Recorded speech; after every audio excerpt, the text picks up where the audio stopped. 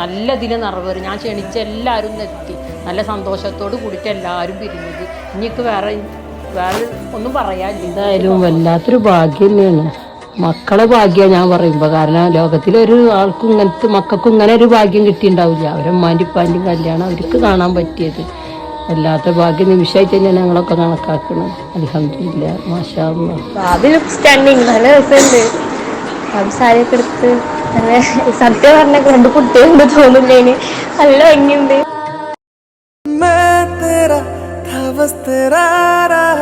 किसका फिर कभी ना हुआ ओ जगह अभी महक रही जहाँ पे तूने मुझको छुआ. सौदा लकीरों का है, दिल के नसीबों का है. ले ले लकीर चाहे इनका असर भी ले,